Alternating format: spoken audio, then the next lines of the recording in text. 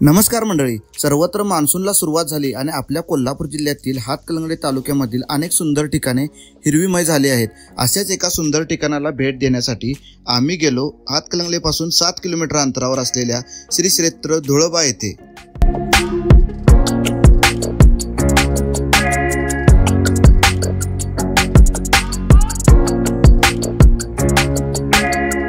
दुपारच्या वेळी आम्ही इचलकरंजीमधून निघालो हातकणंगले मार्गे, त्यानंतर रामलिंग येथे जाऊन आम्ही धुळोबाला जाण्यासाठी निघालो। धुळोबाकडे जाण्याचा रोड हा खूप खराब आहे। पावसाळ्यामध्ये तर या भागात भरपूर चिखल आणि खड्डे असलेला रोड आहे, त्यामुळे इकडे गाडी चालवताना तुम्ही थोडी काळजीपूर्वक गाडी चालवा।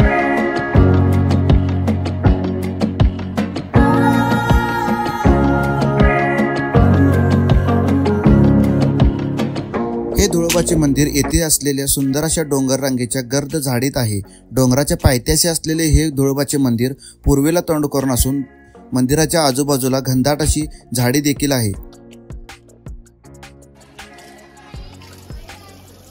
अतिशय पुरातन असलेले हे धुळोबाचे मंदिर या डोंगर रांगेच्या पायथ्याला डोंगर पोखरून तयार करण्यात आलेले आहे। मंदिराकडे जाताना तुम्हाला मुख्य कमान लागते। या कमानीतून पास केल्यानंतर तुम्हाला काही पायऱ्या चढल्यानंतर मंदिराच्या वरच्या बाजूस जाऊन पोहोचतो आपण। या मंदिरामध्ये जाताना तुम्हाला शिवलिंग लागते, त्यानंतर आपण मुख्य मंदिरात जाऊन पोहोचतो।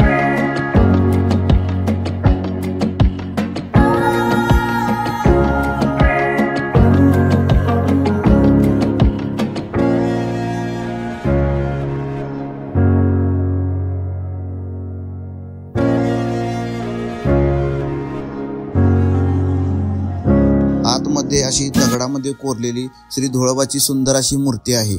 येथील दर्शन घेऊन आम्ही बाहेर पडलो। त्यानंतर येथील परिसरामध्ये थोडा वेळ पाहिलो आणि या परिसरामध्ये अनेक खेळण्याची दुकाने तसेच जे पर्यटक येतात त्यांच्यासाठी खाण्याची सोय देखील इकडे केलेली आहे।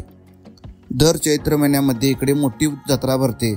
या जत्रेमध्ये खूप लांबून भाविक येतात, कारण अनेक लोकांचे हे कुलदैवत देखील आहे। यात्रेच्या वेळी कर्नाटक व महाराष्ट्राच्या अनेक भागातून इकडे सासनकाठ्या गाजत वाजत देवाच्या भेटीला येतात।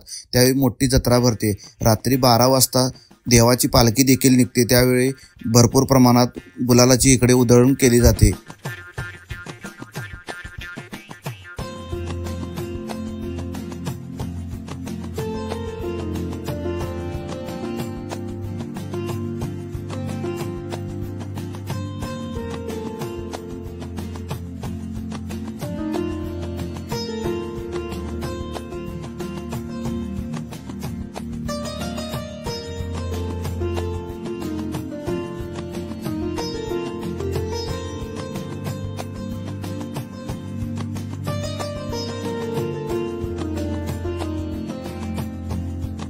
या धुळोबा मंदिराचा इतिहास खूप पुरातन आहे।